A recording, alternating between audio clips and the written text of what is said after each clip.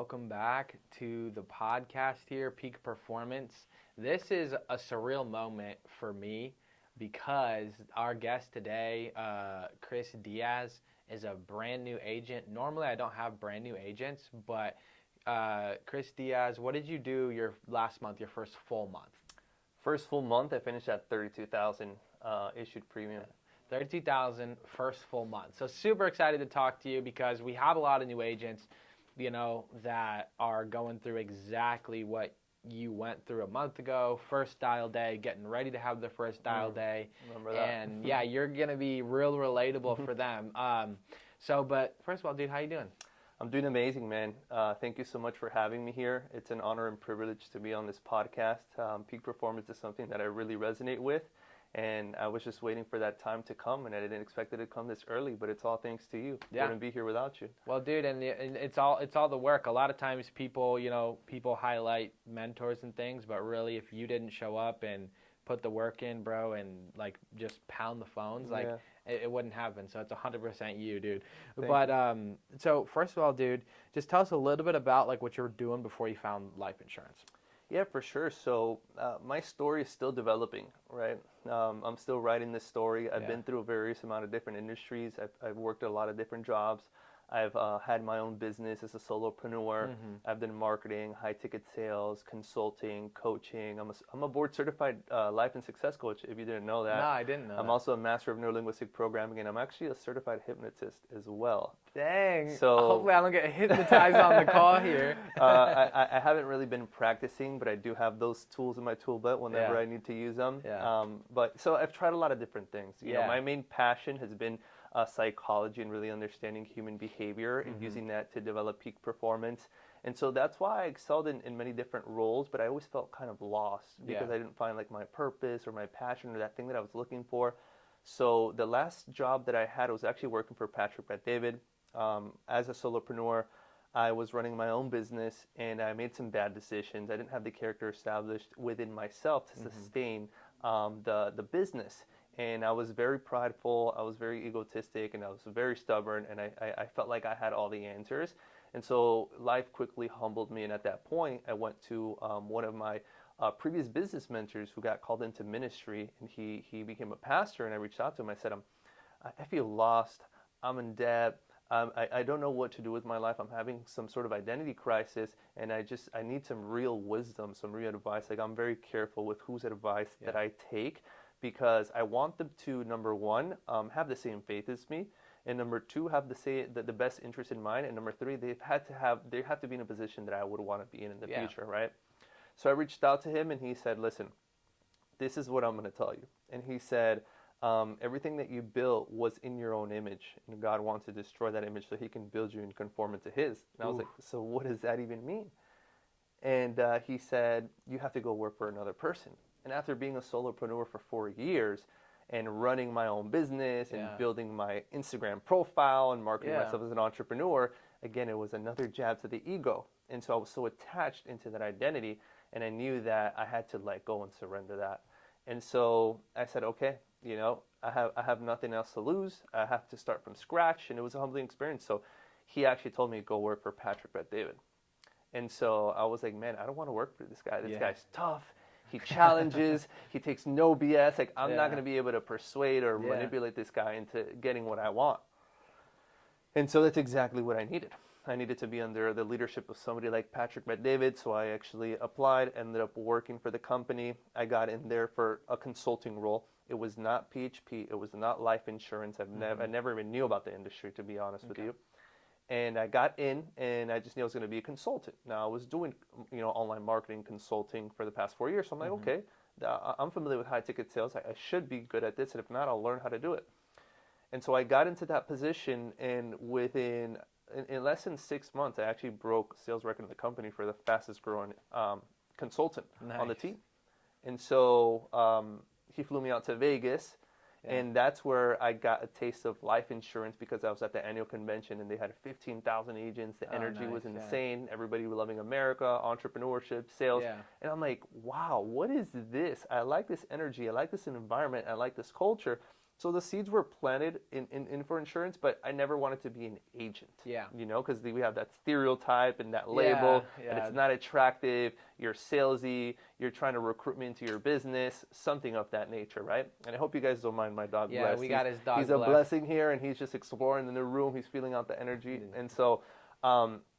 I never thought about being in insurance, and every time, and what my previous manager was saying, you can't get recruited. Don't give out too much information because insurance agents always trying to recruit. Yeah. And that's never been my style. I never like to like push anything onto anybody.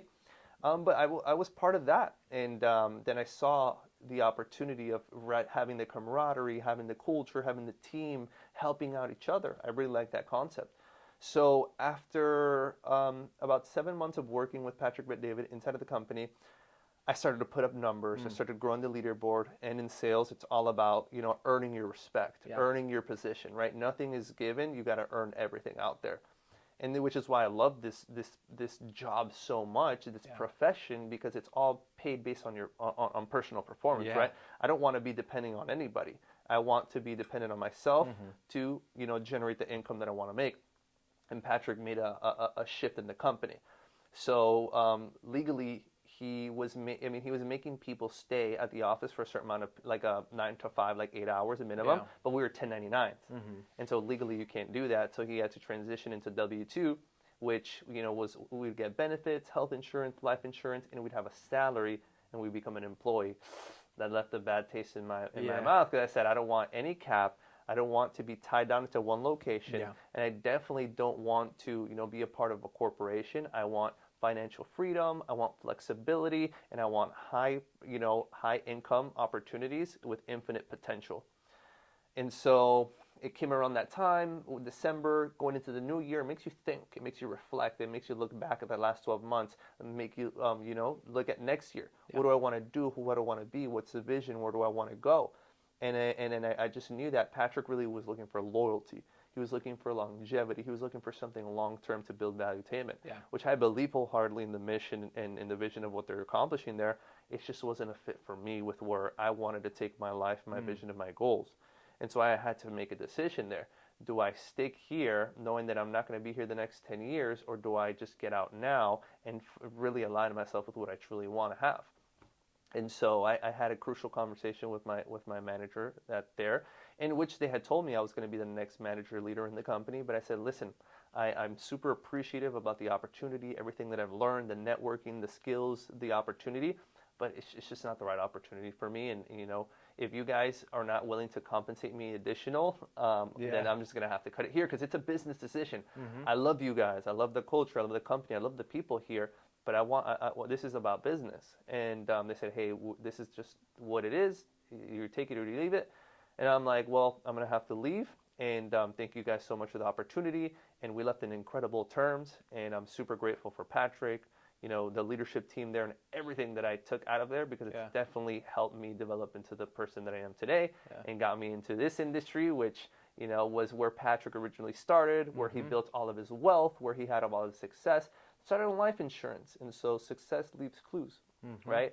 And so I was looking for an opportunity, and that same pastor had told me to work for PBD. He noticed that Mo Fala actually he was starting an insurance company, and so he sent me this story, and I was like praying to God for a sign. Where am I going to go next, and who am I going to do it with? Because I think people is the most important part of the business, right? Because if you got the right people and the right energy, the right environment, money's going to come no matter what.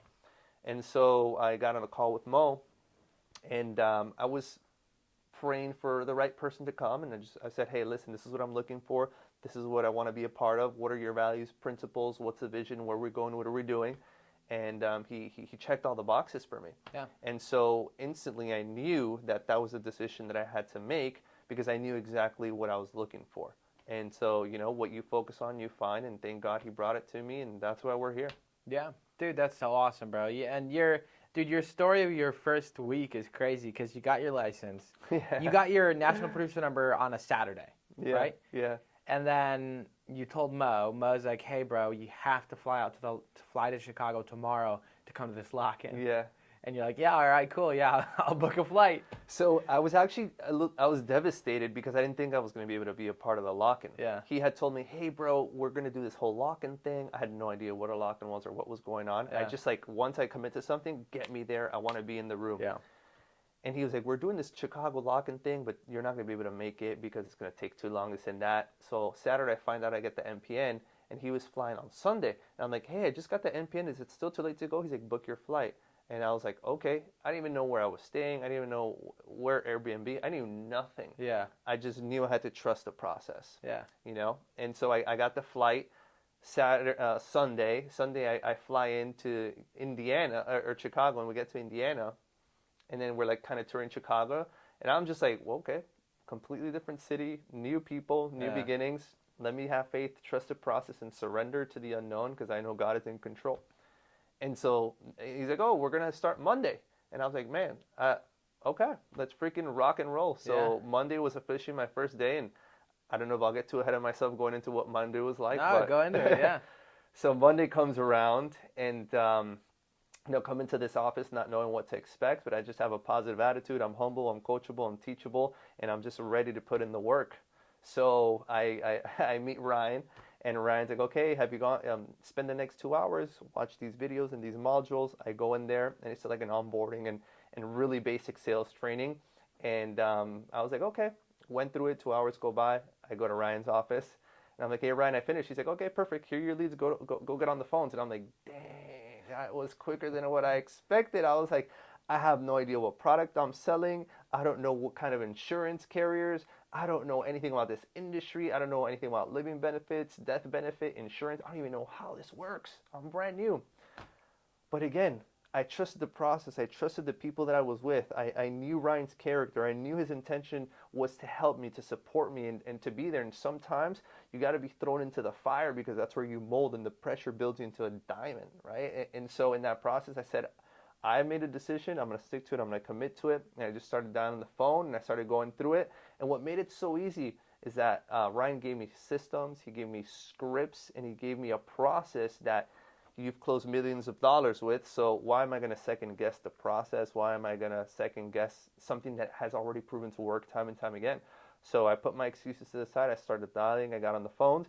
And whenever I had a roadblock, a challenge, or something I didn't know, I would just kindly mute the prospect that I was speaking with. And I'd freaking run to Ryan's office. And I'd be like, yo, Ryan, what the heck do I do here? I don't know what you're saying. What does this mean? What is this? And Ryan was there for me every single step of the way. Like when you were young and you were learning to ride a bicycle or tying your shoe for the first time, you had like maybe your mom or your dad or your grandfather, like he was like that big brother. He was that father figure. He was there for me to make sure that I got all of my questions answered. And that gave me a lot of confidence within myself because I knew that no matter how hard I tried, I can always fall back on Ryan because I knew he was going to be there for me. And so I just dial until out of nowhere. In my first week on a Wednesday, which I believe was 9/11 at that time, and I ended up getting my first deal. And out of nowhere, second deal. Out of nowhere, third deal. And I was just like, oh my God, this stuff really works. Yeah. And so I followed the system. The system was already built. The system worked. And I was like, wow, this is freaking remarkable. I had a proof of concept. That's really all you need. Once you get your first sale, it just builds confidence, and you stack that confidence, and you become unstoppable. And I'll tell you one thing about the lock-in that I learned too is really the work ethic that's required to see success. Because, of course, I got 3 sales in one day. That's not going to happen every day, although it could happen multiple days.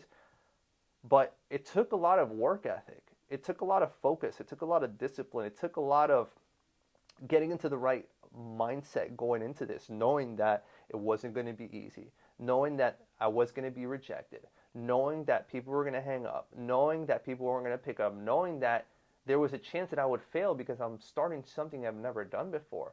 So I had to be resilient. I had to trust the process, and I had to keep going no matter how I felt about the situations. And sometimes, honestly, I didn't feel like continuing dialing because people weren't picking up or whatever reason was happening. And out of nowhere, either Ryan or Mo, they would come in and they would check up on me. They'd tap my back. It's like, hey, how you doing? Is everything good? Do you have any questions? And so like just the coaching and support made the process for me easy to keep going. And you know, that's why I'm so grateful that I'm here. It's because of the training, it's because of the leadership, and it's because of Ryan, because of Mo, and these guys really care. They really care for me, they really care for you, they really care for the people that are here. And so people over profit, which is the tagline of this company, is not just a fancy phrase, it's something that they're intentional and they live by. Yeah. And I've been part of, you know, companies like Patrick Bet David, you know, Valuetainment, which is an incredible company, which what I thought was the best company in the world. And then I'm here, and it's just incredible support system, incredible culture, leadership, team building.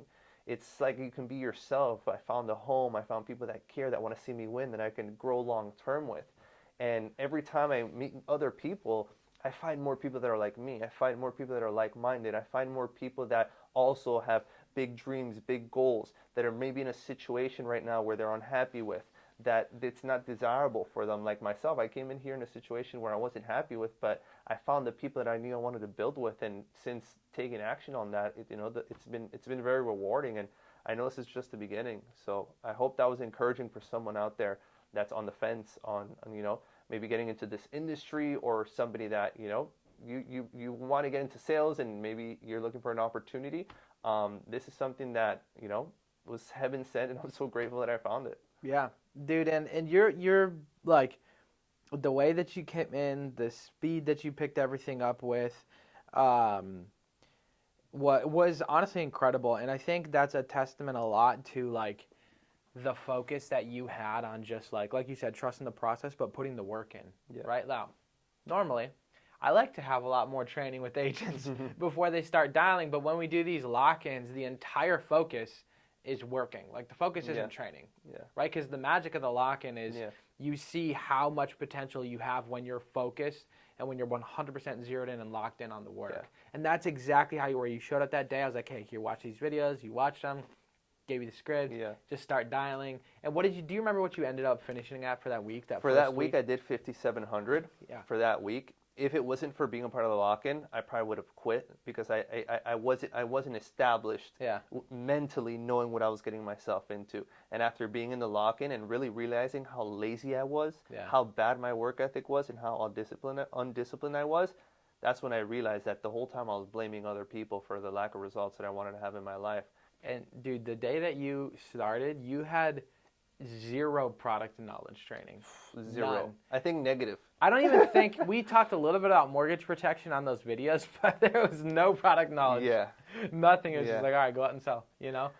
Can I give them a tip? Yeah, It's really, I learned this from a previous mentor, and it helped me in this business, is you got to start before you're ready. I just, all in. And it's one of the core values of our company. It's like, you got to be all in. So I said, I'm starting before I'm ready. I have no product knowledge, no idea what I'm doing, what I'm selling, but I know I'm going to figure out a way to make it work. And so that's exactly right. Yeah. And that right there, I promise you, Chris, and you already know this. I'm not saying this to you. I'm saying this to everybody out here. But that right there, that mentality, that attitude will 100% make sure you succeed in whatever you're doing. Right. Like when you have that of, hey, I'm going to go all in, I'm going to figure it out. I don't need to know everything before I start, because, you know, when the rubber meets the road, things, you know, stop going according to plan anyway. Like that's going to take you so far. Yeah. Dude, let's go a little bit and talk about kind of like some more your sales process and the things that you've learned, because obviously, you know, you weren't on pace to do 32K, you know, when you started in September, but you've really been picking up the heat. So what are like a couple things that you've kind of learned from like the day that you started to now that have kind of really helped you hit, you know, 30K? Because most agents don't even do that ever. Yeah. So a couple of things here. Number one is attitude. Attitude in sales, in this business is so freaking important, because your attitude determines your altitude. And so I have to program myself every single day that I'm going to find a way to win and serve as many people as possible every single day. And no matter how many times I get rejected, no matter how many times I'm told no, no matter how many times I get hung up on or people don't pick up, I can't lose my composure and my mental attitude. Yeah. So that's something that I've programmed and conditioned in this process that has allowed me to really succeed at a high level. It's because I show up with a positive attitude. Whenever I speak to somebody, I speak to them like it's the first person that I've talked to. It's like my grandmother, my mom, my aunt, my uncle, somebody that I deeply care about and I want to serve. So my attitude is positive, and they can feel that, and they capture that, and that, you know, allows things to flow. And number two is the intention. My intention is to serve them. My intention is to help them. My intention is to help them get coverage, leave a legacy, protect their future, their home, their finances. And so this is the blessing for their lives, for their families, for their loved ones. And so my intention here today, I don't want to sell you anything that you don't need. I want to give you something that's going to protect your future. My intention is to help you here, okay? And so I come with that approach, and I'm intentional about the conversations. I'm intentional about our meeting. I'm intentional about the time. And the third thing also is the activity.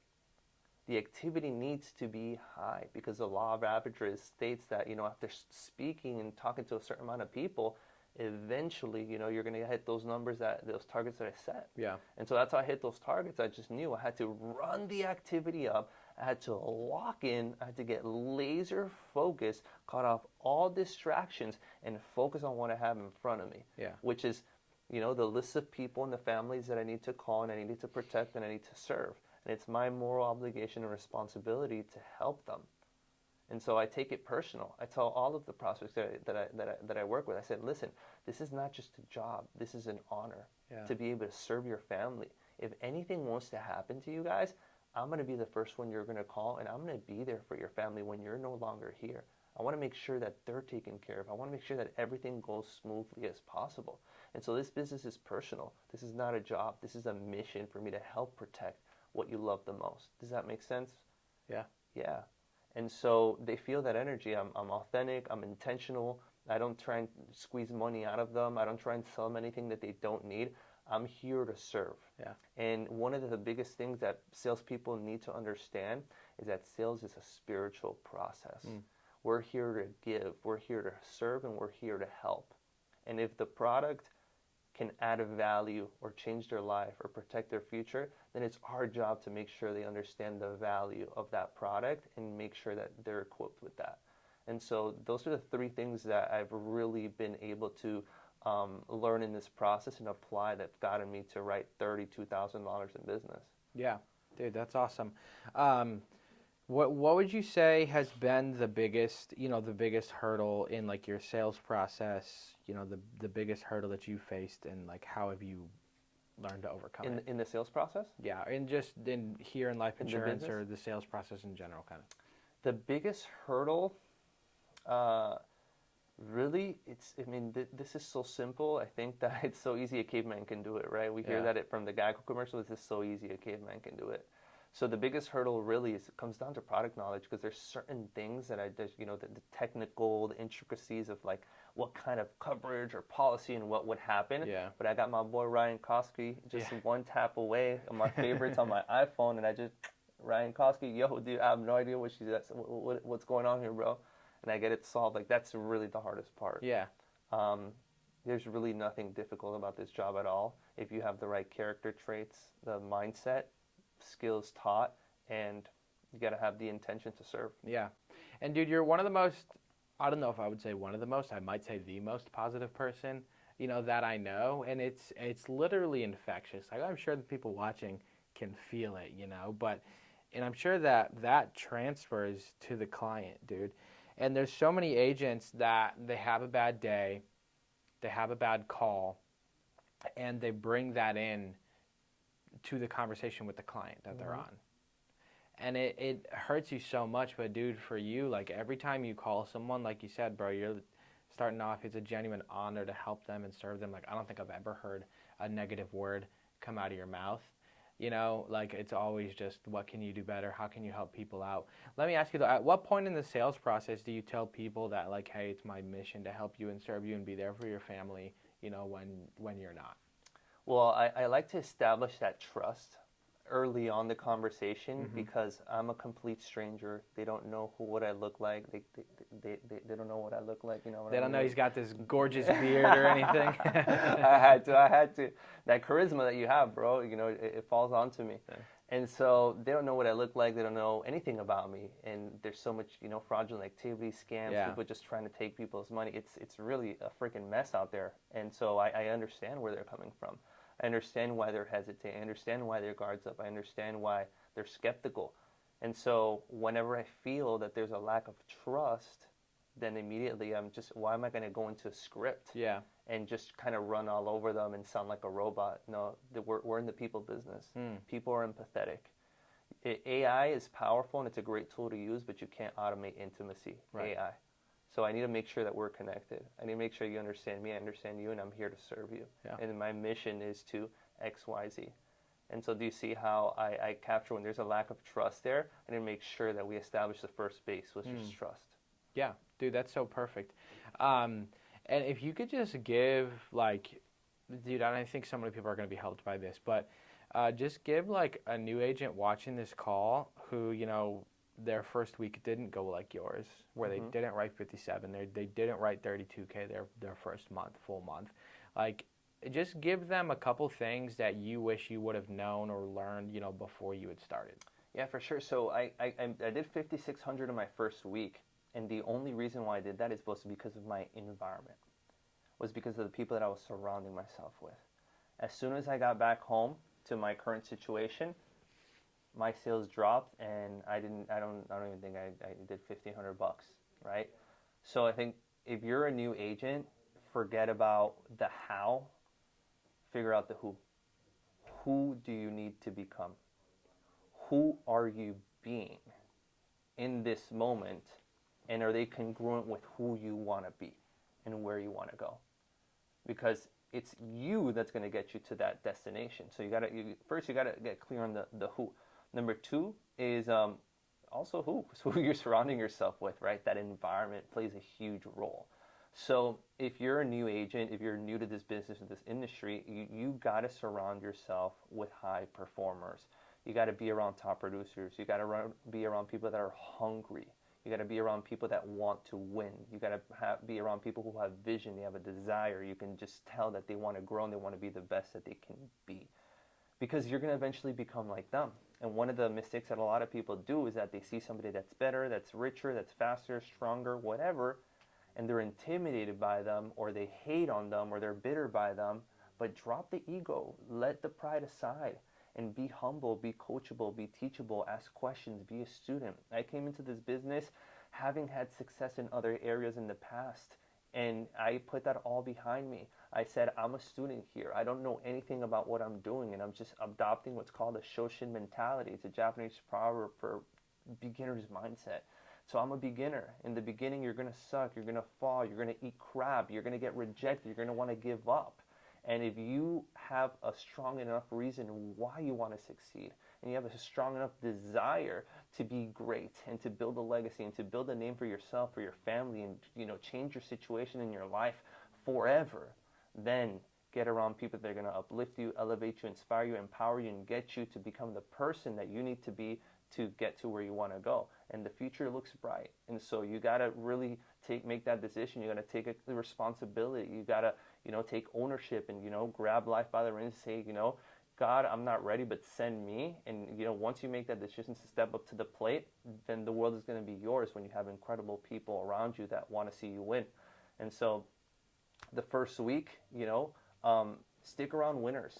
Find people that you connect with, you resonate with, inspire. There's a reason why you feel a certain way and attraction to those people. Start asking questions, start reaching out. And you're not going to bother anybody. We're incentivized. We are, would love to help and see you win because, our success is your success.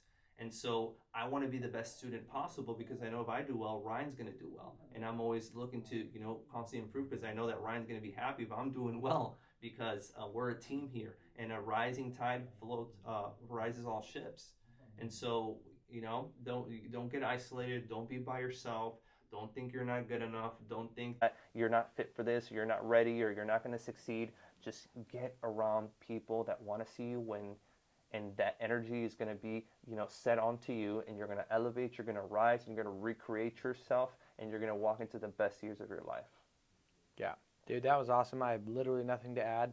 Chris, you're going to do huge things in this industry. Like, I'm genuinely excited, thinking about your future because, dude, the future for you is absolutely bright. If you guys have any questions or anything, like, reach out to the guy. What's your Instagram handle? So you guys can follow me on my Instagram. It's Chris Diaz with a ITSCHRISDIAZ. That's my Instagram handle. And if you got some value out of here, reach out to me. I do my best to respond to all messages. And I'm here to help. I'm here to serve. I'm here to see you win. And let's stay connected, man. Yeah, absolutely. Appreciate you hopping on, dude. That was killer. Thank you for having me, brother. Sir. It was a pleasure. Absolutely.